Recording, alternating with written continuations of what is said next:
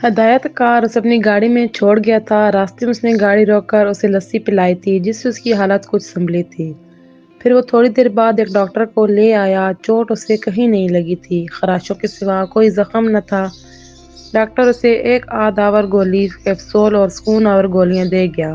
رات بھر وہ غافل پڑی رہی۔ صبح جب بیدار ہوئی تو گزشتہ شب کا حادثہ ایک بھیانک خواب کی طرح اس کے سامنے آ گیا۔ اس نے دونوں گولیاں پانی کے سے حلق سے اتاریں اور لیٹ کر اس عجیب و غریب واقعے کے پس منظر سازش کے امکانات پر غور کرنے لگی۔ اسے یہ ایک طرح سے سازش ہی محسوس ہوئی تھی۔ راکھی کے قتل کے بعد اسے سریتا نے بتائی تھی، مگر لیکن گپتا جوشی نے اس کے مختلف اسباب بتائے اور پھر فون پر دی گئی جارحانہ انداز کی دھمکی۔ یہ کہنا مشکل تھا کہ پہلی بار جب وہ بوڑھی عورت جنگلے سے ٹکرائی تھی تو جنگلہ مضبوطی سے اس جگہ قائم تھا اور ان تینوں نے باری باری چوٹ لگنے کی شکایت کی تھی۔ 20 منٹ کے بعد جنگلہ اتنا کمزور کیسے ہو گیا تھا کہ احتیاط کے باوجود سے ایک ہلکے سے اشارے پر اکھڑ گیا۔ ظاہر تھا کہ وہاں کام والوں میں سے کسی نے اس کے نٹ بولٹ ہٹا دیے تھے۔ پرانے اسٹوڈیو کو گرانے کا کام کرنے والے 30 افراد میں اگر وہ غیر متعلقہ افراد اور انہی جیسی وردی پہن کر شامل ہو جائیں تو انہیں کون پہچان سکتا ہے؟ اپنے عزائم سے وہ کہیں بھی کچھ بھی کر سکتے تھے۔ سریتا لیٹے لیٹے بیزار ہو چکی تھی۔ مایوسی، اکتاہٹ اور وحشت اس پر مسلط تھی۔ یہ سب اس کے لیے آسیب بن گئے تھے۔ ہر شے بے رنگ، بے ثمر اور بے مقصد نظر آتی تھی۔ اس نے بیٹھے بیٹھے ایک جمائی لی۔ باہر دھوپ میں ہری گھاس پر گرنے والی شبنم چمک رہی تھی۔ آسمان کا نیلا رنگ تالاب میں اتر آیا تھا۔ اس نے محسوس کیا کہ وہ چمکتی دمکتی دنیا میں اڑنے والی رنگین چڑیا ہے جو اپنے آشیانے کا راستہ بھول گئی ہے۔ گھر کدھر ہے میرا گھر؟ اس نے سراہانے رکھے ہوئے گلدستے سے پوچھا۔ تو اس میں قصور کس کا ہے؟ گلاب کے ایک پھول نے جیسے فلسفانہ انداز میں کہا، سب کا ہی گھر ہوتا ہے، کیا تمہارا گھر نہیں ہے؟ سریتا نے سر کھچایا۔ امی کہتی ہیں کہ پتا جی کا کوئی قصور نہیں اور پتا جی کہتے ہیں کہ تمہاری ماں کی کوئی غلطی نہیں ہے بیٹیا۔ دونوں ہی ایک دوسرے کو کوئی دوش نہیں دیتے ہیں، پھر قصور کس کا ہے؟ قصور شاید میرا اپنا ہے کہ میں 2 کوڑی کی ہو کر رہ گئی، ورنہ میری کئی سہیلیوں کے والدین میں بھی طلاقیں ہوئی ہیں۔ اس سے کئی طلاقیں ایک ایک کر کے یاد آنے لگیں۔ بنیادی بات تو یہ ہے کہ میں خود بہت بری ہوں۔ انہوں نے جب میرے بستے میں ہیروئن ڈالی تھی تو انہیں اس بات کا یقین تھا کہ میں بری عادت کا شکار ہو سکتی ہوں، یعنی انہوں نے میرا انتخاب کیا۔ وہ پہچان گئے تھے یا شاید انہیں معلوم تھا کہ میں پہلے ہی سگریٹ نوشی کرتی ہوں۔ میری ہم جماعت لڑکیاں بھی کرتی ہیں۔ اسکول میں وقفہ ہوتا تو کلاس میں 2 ایک لڑکے اور لڑکیاں رہ جاتے۔ لڑکیاں ان سے سگریٹ طلب کرتیں اور لڑکے مشروط طور پر دیتے تھے۔ یہ بڑے لوگ بڑی کاہیاں ہوتے ہیں، انہیں فوراً پتہ چل جاتا ہے۔ حالانکہ میں نے پہلا سگریٹ رات کے سمے بستر میں چھپ کر پیا تھا، اس کا تو بالکل بھی مزہ نہیں آیا تھا۔ اس سمے اچانک یاد آ گیا کہ مزہ دوسری سگریٹ سے شروع ہوتا ہے۔ ذہن پر بہت زہر دینے کے باوجود بھی اسے یاد نہیں آیا تھا کہ یہ بات کس نے اس سے کی تھی۔ یہ بڑے پتے کی بات تھی اور 100% ٹھیک تھی۔ واقعی دوسری سگریٹ نے لطف دیا تھا، سکون ہی سکون، ٹھنڈک ہی ٹھنڈک۔ نہ ماں کی کوئی چنتا اور نہ پتا جی کا کوئی رنج۔ اگر وہ آپس میں لڑتے ہیں تو لڑیں، مجھے اس سے کیا؟ لیکن تیسرے ہی دن وہ رنگے ہاتھوں پکڑی گئی۔ پتہ نہیں سگریٹ کا دھواں تھا یا اس کی بو۔ دھڑام سے دروازہ کھلا تو ماتا جی، پتا جی، پڑوس میں رہنے والی موٹی بدی اور بدصورت سی عورت، ایسی بدشکل تھی کہ اس کی طرف دیکھنے کو جی نہیں کرتا تھا، اور اس کا خڑوس پتی سب اندر دندناتے ہوئے گھس آئے تھے اور ان کے پیچھے ملازم اور ملازمہ۔ وہ بڑا روئی دھوئی اور بڑے سارے دعوے کیے تھے کہ اب ہمیشہ کے لیے توبہ کرتی ہوں اور کان پکڑتی ہوں۔ نہ جانے کب انہوں نے بستے میں ہیروئن ٹھونس دی تھی۔ ایک لمبا سا آدمی تھا اور دوسرا چھوٹے قد کا۔ لمبے قد والے نے بڑے پیار بھرے لہجے میں کہا تھا، یہ اڑن کھٹولا ہے سریتا، سونگھتے ہی اڑنے لگو گی۔ وہ فوراً سمجھ گئی، اس نے ٹی وی اور ممبئی کی فلموں میں چند بچوں کو دیکھا تھا جیسے وہ اسے سونگھتے تھے۔ ہیروئن ہے یہ تو میں جانتی ہوں، پہچانتی ہوں، وہ بولی۔ چھوٹے قد والے نے فوراً ہی اس کا منہ دبایا اور اس کی آنکھوں میں جھانکتے ہوئے غرایا تھا، شش، خبردار جو کسی سے کہا۔ پولیس ہمیں پکڑ نہیں سکتی لیکن ہم سب کو پکڑ سکتے ہیں۔ اس کا لہجہ خوفناک اور دھمکی آمیز تھا اور اس کی آنکھیں انگاروں کی طرح دہک رہی تھیں۔ وہ بری طرح سہم گئی۔ خوف اور ڈر سے اس کی حالت بری ہو گئی کیونکہ اسے سروجا یاد آ گئی تھی۔ اس نے سریتا کو تاکید کی تھی کہ کبھی پولیس کو ان لوگوں کے بارے میں نہیں بتانا، یہ بڑے ظالم اور درندوں کی طرح ہوتے ہیں۔ چھوٹے قد والے نے سریتا سے کہا، اگر تم نے کسی سے ذکر کیا تو ہم پہلے تمہارے ہاتھ کاٹیں گے۔ لمبے نے چھوٹے قد والے کو ٹھوکر دے کر بولا، پہلے تو اس کے پتا جی کو کرسی پر بٹھا کے اس کی مشقیں کس دیں گے، پھر اس کے منہ پر ٹیپ چپکائیں گے، کیونکہ اس کی چیخیں اور گالیاں ہیجان خیز موسیقی کا کام دیں گی، اور چیخوں کے بغیر فلم میں ساز نہیں تو فلم بے مزہ ہوتی ہے۔ پھر اس کی ماں کتنی خوبصورت ہے، ایشوریہ رائے لگتی ہے۔ پھر فلم کی عکس بندی ہوگی، ایک بندہ تیزاب کی بوتل لیے کھڑا ہوگا۔ جب فلم مکمل ہو جائے گی پھر اس کے پتا جی کو کلوروفارم سنگھا دیں گے، اس کے ماتا جی کے ہاتھ پیر کاٹیں گے، کیونکہ پھر جو فلم بنائیں گے اس میں سریتا پر آری چلائیں گے۔ آری وہ بری طرح دہل گئی، پھر وہ ذہنی انداز سے بولی، میں بھگوان کی سوگند کھاتی ہوں، اپنی زبان بند رکھوں گی، کسی سے کچھ نہیں بولوں گی، میری ماتا جی اور پتا جی پر ظلم نہ کریں۔ اس کے وچن پر انہوں نے وہ حرکت نہیں کی، فلم کی عکس بندی نہیں کی۔ ایک ہفتے تک ان کی دی ہوئی وہ پوڑیاں اس کی الماری میں کپڑوں کے نیچے دبی رہی، وہ ادھر ادھر دیکھتے ہوئے بھی ڈرتی تھی۔ پھر شامت امال کہ اس کی ماں بنگلور چلی گئی اور اسے آیا پر چھوڑ گئی۔ وہ عورت اسے بھونی لگتی تھی، کالی اور بے تحاشا موٹی۔ اس رات سرینا نے چٹکی بھر کر ہیروئن نکالی۔ اس نے سونگنا ٹی وی پر ایک فلم دیکھ کر سیکھا تھا، جس میں بتایا گیا تھا کہ ہیروئن کی لعنت بچوں میں وبا کی طرح پھیلی ہوئی ہے اور بچے اسے کس طرح استعمال کرتے ہیں۔ اس چٹکی نے اسے بہت مزہ دیا تھا، تنہائی اور سردی کا احساس، خوف و ہراس سب کچھ جاتا رہا۔ وہ ساری رات اڑن کھٹولے پر بادلوں میں پرواز کرتی رہی، اس کے باوجود وہ اس کی عادی نہ ہوئی تھی۔ اس کے کچھ دن بعد اس کی ملاقات راکھی سے ہوئی۔ راکھی اسے نہ جانے کہاں کہاں لیے پھری، وہ اسے ایک اچھی لگنے لگی، لیکن پھر اچانک ایک دن اس کے پتا جی نے پوچھ ہی لیا، سریتا کیا تم راکھی کو اپنی ماں کی حیثیت میں پسند کرو گی؟ وہ کس قدر پیاری ہے نا، تم انہیں پسند کرنے لگی ہو نا۔ وہ پھر ڈر گئی، پھر اس کے دل و دماغ نے بڑی معصومیت سے سوچا کہ جب راکھی اس کی امی بن جائے گی تو وہ سب ایک گھر میں رہیں گے پہلے کی طرح، شاید راکھی اور پتا جی میں بھی اس طرح روز روز لڑائیاں ہوا کریں گی۔ اس نے سوچا کہ راکھی اتنی بری بھی نہیں ہے، اس کی ماتا جی سے کہیں پیاری اور خوبصورت ہے، اس کے ساتھ اکیلے رہا جا سکتا ہے۔ اس رات سریتا نے ماں سے بڑے تذبذب سے پوچھا، ماں جی پتا جی نے کہا تھا کہ کیا تم راکھی کو ماں کے طور پر قبول کرنے پر تیار ہو؟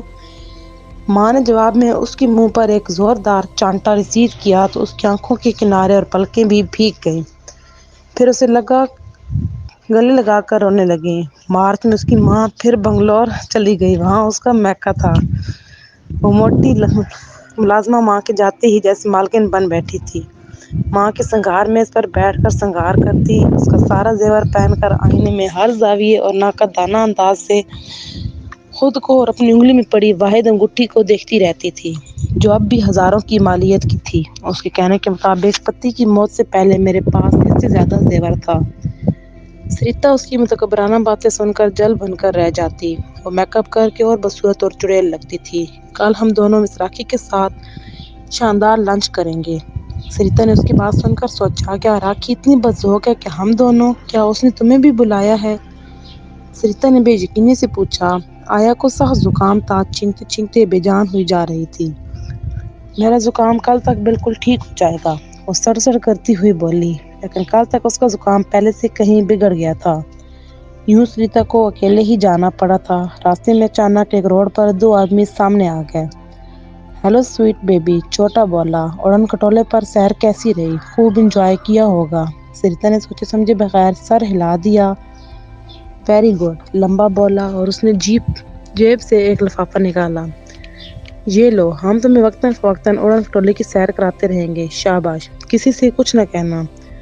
اس نے وہ لفافہ اس کی جیب میں ٹھونس دیا، ورنہ چھوٹے نے ہاتھ سے آری چلائی۔ سریتا نے چاہا کہ چیخ مارے، لیکن آواز حلق میں گھٹ گئی۔ سریتا! اسی لمحے راکھی نے پیچھے سے آواز دی تو وہ دوڑ کر راکھی سے چمٹ گئی۔ کیا بات ہے؟ بڑی اچھی بچی ہے، چھوٹے نے معنی خیز انداز سے مسکرا کے کہا، بڑی سندر سندر باتیں کرتی ہے۔ ہاں ہاں، لمبے نے سر ہلا کر تائید کی، ایسی پیاری پیاری باتیں اور مونی لڑکیاں بہت کم ہوتی ہیں۔ وہ دونوں وہاں سے چل پڑی۔ چند قدم کی مسافت طے کرنے کے بعد ایک عورت جیسے ان کے انتظار میں ٹہل رہی تھی، وہ نامناسب لباس میں تھی۔ اس نے راکھی کو غور سے دیکھا اور راکھی نے اس کی حالت کو۔ سریتا کو جیسے موقع مل گیا تھا، اس نے فوراً ہی پیکٹ جھاڑیوں میں پھینک دیا۔ سریتا! راکھی نے عورت کے چہرے اور سراپے سے نظریں ہٹا کے اسے دیکھا۔ یہ تمہارا رنگ کیوں اڑا ہوا ہے؟ کون تھے یہ لوگ؟ مجھے اچھے نہیں لگے۔ وہ تم سے کیا کہہ رہے تھے؟ مجھے وہ کہہ رہے تھے کہ ان کا کتا کھو گیا ہے۔ جو کالا سفید رنگ کا تھا۔ کیا تمہیں کہیں نظر آیا؟ وہ ہکلا کے بولی، لیکن لہجہ کھوکھلا سا ہو رہا تھا۔ پھر راکھی نے اس سے کچھ نہیں پوچھا، جیسے اس کی بات کا یقین کر لیا ہو۔ پھر دونوں کھانا کھانے کے لیے ایک قریبی ریسٹورانٹ میں چلی گئیں۔ سریتا، راکھی نے اچانک کہا، سچ سچ بتاؤ، انہوں نے تمہاری جیب میں کیا ڈالا تھا؟ سریتا سراسیمہ سی ہو گئی، وہ ہکلائی، کچھ نہیں کچھ نہیں۔ سریتا کا چہرہ زرد پڑ گیا۔ سریتا دیکھو، جھوٹ مت بولو، راکھی نے ڈانٹ کر کہا۔ میں نے خود دیکھا تھا، میری آنکھیں دھوکہ نہیں کھا سکتی، وہ فون نمبر دیا تھا اس نے۔ سریتا نے بات بنائی، آپ میری بات کا یقین کیوں نہیں کر رہی ہیں؟ اچھا تو پھر مجھے دکھاؤ، راکھی نے اسے گھورتے ہوئے کہا۔ اس نے جیبیں ٹٹولی، مگر راکھی مطمئن نہ ہوئی، اور پھر اس نے خود جیبوں میں ہاتھ ڈال کر دیکھا۔ فون نمبر ایک کاغذ پر لکھا ہوا تھا، وہ راستے میں کہیں گر گیا۔ سریتا نظریں چرا کے بولی، شاید ہوا سے اڑ گیا ہو، اب تلاش کرنے پر شاید ہی ملے گا۔ راکھی نے کوئی جواب نہیں دیا۔ واپسی پہ اسے گھر چھوڑا، کہیں کسی کام سے گئی، اور آدھے گھنٹے کے بعد واپس آ کر اس نے گپتا جوشی کو فون کیا۔ وہ سریتا کے بارے میں کوئی بات کرنا چاہتی تھی، معلوم نہیں سریتا کے باپ نے فون کیا کہا کہ اس نے چپ چاپ ریسیور رکھ دیا۔ اس رات کسی نے راکھی کو زیادتی کا نشانہ بنایا اور اس پر تشدد کر کے وحشیانہ طور پر قتل کر دیا۔ پتا جی نے صبح سریتا کو یہ المناک خبر سنائی تھی۔ وہ چپ رہی، آنسوؤں کا ایک قطرہ بھی اس کی آنکھوں سے نہیں نکلا۔ باپ کے جاتے ہی اس نے کوٹ پہنا اور باہر نکل گئی۔ آج سردی بھی شدید تھی، جھاڑی میں وہ پیکٹ اس طرح پڑا ہوا تھا۔ لڑکھڑاتے قدموں سے چلتی اور آنسوؤں کے سیلاب کو روکتی وہ گھر لوٹی۔ ایک پیکٹ پھاڑا اور ایک چٹکی ناک میں ڈال کر اڑن کھٹولے پر بیٹھ گئی۔ اب اپنا غم دور کرنے کے لیے جہانوں کی سیر کرنا چاہتی تھی۔ اب وہ سیر کر رہی تھی تو اکیلی نہ تھی، اس کے سنگ سنگ راکھی تھی۔ رنگ برنگے بادلوں کے ٹکڑے ان کے جسم، گالوں اور ہونٹوں کو چومتے اور چھوتے گزر رہے تھے۔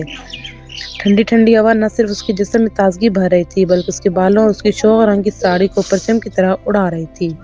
وہ کھل کھلا کر ہنس رہی تھی، راکھی بھی ہنس رہی تھی، ان کی ہنسی فضا میں کسی سر کی طرح بکھر رہی تھی۔ وہ ایک گیت بن گئی تھی، اڑن کھٹولا تھا کہ فضا میں لمحہ بلمحہ اونچا ہونے لگتا تھا۔ بادل نیچے رہ گئے تھے، زمین غائب ہو گئی تھی، آسمان کا خوشنما نیلا رنگ افق تا افق پھیلتا جا رہا تھا۔ چاند کتنی دور ہے راکھی؟ سریتا نے بڑے تجسس اور اشتیاق سے پوچھا۔ کیوں نہ ہم چاند کی دنیا میں اتر جائیں اور وہاں سے دنیا کا حسین نظارہ کریں؟ دنیا بہت حسین اور رنگین ہے، یہ آکاش والے کہتے ہیں، وہ آکاش سے دھرتی کا نظارہ کرتے رہتے ہیں۔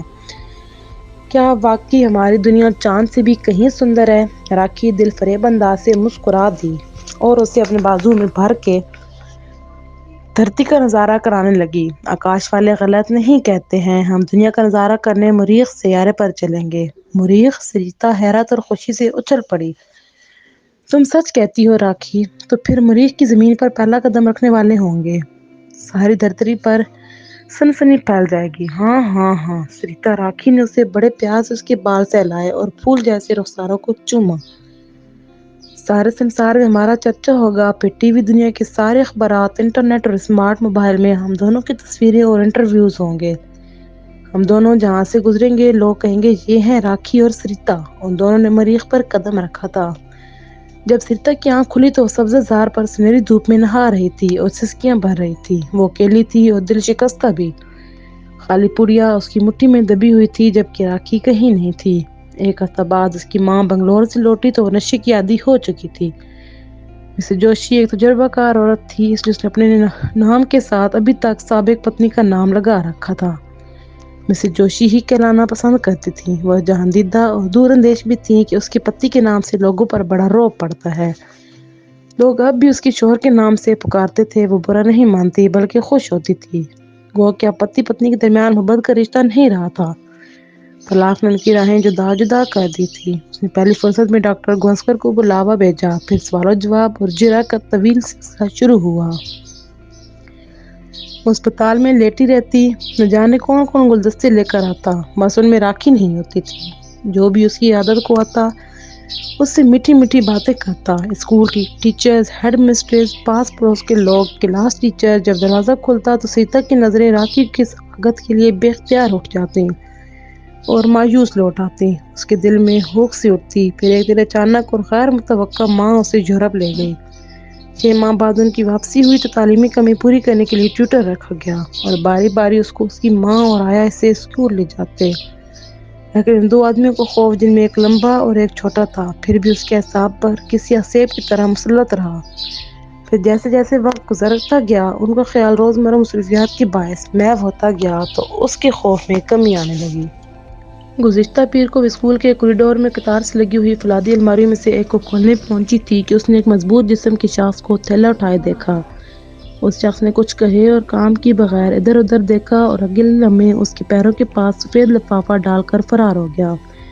سریتا کو کھلے لفافے کے اندر پلاسٹک کی 3 تھیلیاں صاف نظر آئیں۔ اس ڈر سے کہ کہیں کوئی قریب نہ جائے اس نے وہ لفافہ جلدی سے اٹھا لیا اور بستے میں ڈال لیا۔ اس کا دل تیزی سے دھڑک اٹھا اور پیشانی عرق آلود ہو گئی۔ کسی ارادے کے بغیر وہ باہر نکلی اور جو بس سامنے آئی اس میں سوار ہو کر پچھلی سیٹ پر بیٹھ گئی۔ خوف نے اس کی سوچنے سمجھنے کی صلاحیت ختم کر دی تھی۔ وہ بس میں سکڑی سمٹی سی بیٹھی رہی۔ بس سوامی پارک کے بس اسٹاپ پر پہنچ کر رک گئی کیونکہ اس نے سوامی پارک کا ٹکٹ غیر ارادی طور پر لیا تھا، اس لیے اسے اترنا پڑا ورنہ وہ شاید اپنا سفر جاری رکھتی۔ اس سمے اس میں لوگ نہ ہونے کے برابر تھے۔ اسے پارک دیکھ کر ایک بہت پرانی بات یاد آ گئی۔